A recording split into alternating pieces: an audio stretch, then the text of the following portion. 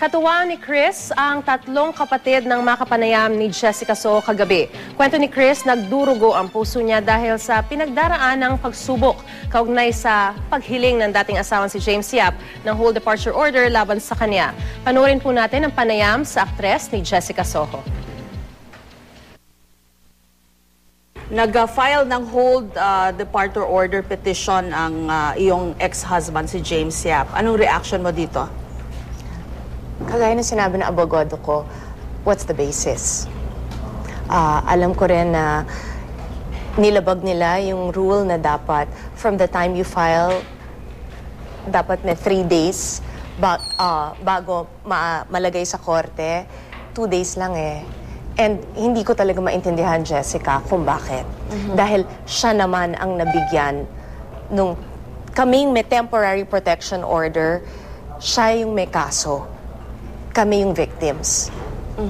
December 3 last year, ayon sa iyong petisyon, Mr. Yap acted as if he was entitled to his matrimonial rights and could gain carnal knowledge of petitioner referring to you, and meron ding quote-unquote unwelcomed attempts at physical intimacy. I'm quoting from your petition for the TPO. Ano ba talaga ang nangyari nung December 3 last year?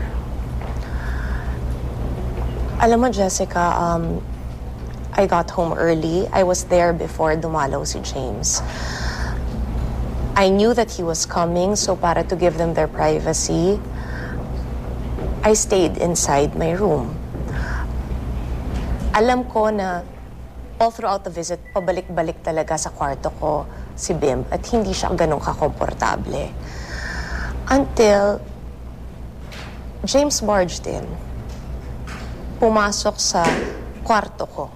I'll emphasize that it was my bedroom. It was not the living room, it was not the den, it was my bedroom. Hindi ko na siya asawa. Pero when he went in, dinuro-duro niya ako at sinabi niya, ayan, inaayawan ako ng bata dahil sa kung ano-anong pinagsasasabi mo sa kanya. Tigilan mo na yan. And then, sumunod si Bim doon. And doon niya sinimulang pikunin yung bata. Na gusto niyang sabihin doon sa kid na, yan, because you don't want to hug me, you don't want to love me, you don't want to kiss me, I'm just gonna hug and kiss your mama. And inamin naman niya, Jessica eh. Kinuha niya talaga yung braso ko, sinubukan niya akong halikan. Sinabi rin niya that it was our son who inserted himself between the two of us. And it was Bimbi who was telling him, get out, don't hurt my mom. Alam mo, Jessica, ang hindi lumalabas was, I remember so well telling him, this makes me so sick. Kaya nga tayo na anal eh.